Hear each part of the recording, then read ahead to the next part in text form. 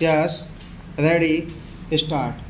On behalf of the government and the people of India, I extend a most cordial welcome to all of you.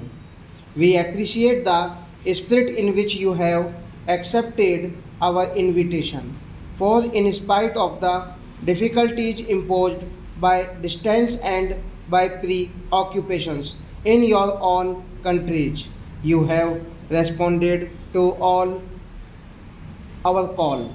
I also wish to place on record my thanks to UNESCO for having acceded to our request to hold its first Asian seminar in our country and extending to us assistance and cooperation in all possible ways. You have met her today to discuss what is perhaps the most important and vital problem for all Asia, the welfare, progress, and prosperity of any state depends upon the quality of its citizens, and this in turn depends upon the education which molds their character and shapes their thoughts. A sound system of education is important for all countries. It is still more important for the countries of Asia. Here we are witnessing a new awakening after centuries of slumber and inactivity. The past glorious traditions of the Asian countries demand that this new awakening must bring to the world a new message, even as our ancient civilizations sent forth to the farthest corners of the globe for Asia give to the world its religions, philosophies, cultures, and civilizations. The challenge of our ancient traditions and the spiritual poverty of our immediate past both require from the pupils of Asia an exceedingly great effort for the reconstruction of their lives in all spheres. This involves a basic reconstruction of our modes of education, for without such education we cannot fulfill our hopes.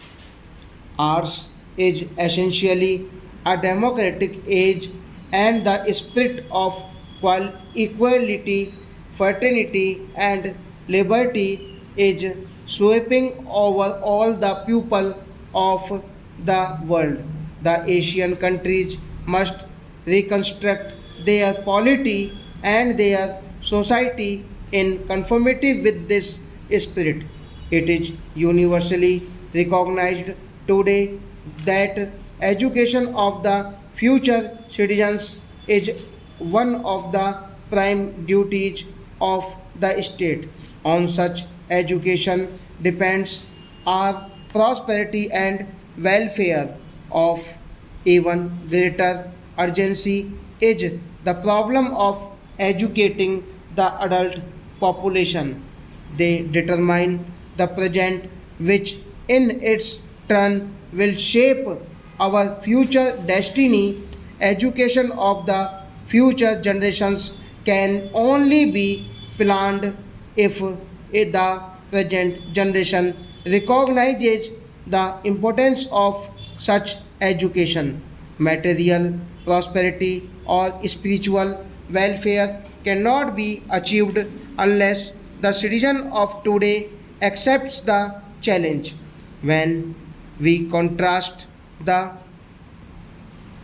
demands which democracy makes upon citizens of a state with the actual condition of education in the different countries of Asia, the picture is one of grave and anxious concern. It is true that in some exceptional cases the problem has been largely mastered. We have Japan, which according to figures available for 1996 has a literacy figure of 99% and illiteracy of only 1%. Lebanon is in the Middle East is also reputed to have a high literacy figure in 1995-96. Literacy in Turkey was 60% in the towns and 40% in the villages. The Philippines, with its figure of 52.6%, is also comparatively well placed. The same remarks would apply to Ceylon, Thailand, Burma, and China. We cannot, however, gauge the magnitude of the problem by percentages alone. China has a literacy figure of over 50%. If we take the total population of China to be 950 millions, this would give an adult population of about 425 millions. It is unlikely that the percentage of literacy will be the same for adults as for children and adolescents, even if this questionable assumption is granted.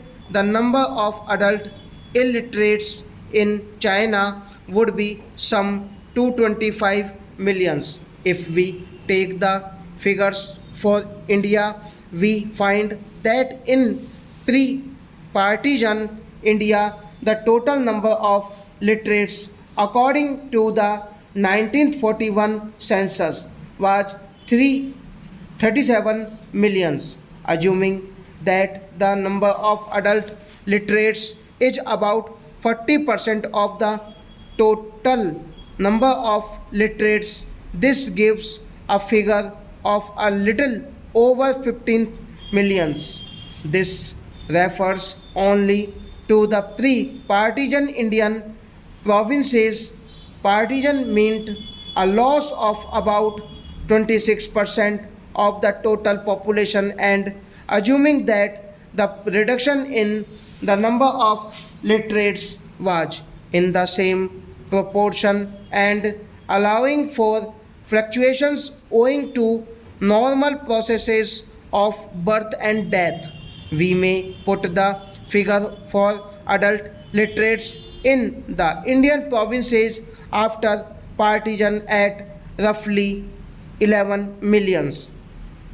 To this, we have to add the number of adult literates in the states. This is estimated to be about 6 millions. The number of adult literates in India on the basis of 1941 census is therefore approximately 17 millions against a total adult population of about 180 millions, which gives a literacy percentage of slightly less than 10 for adults.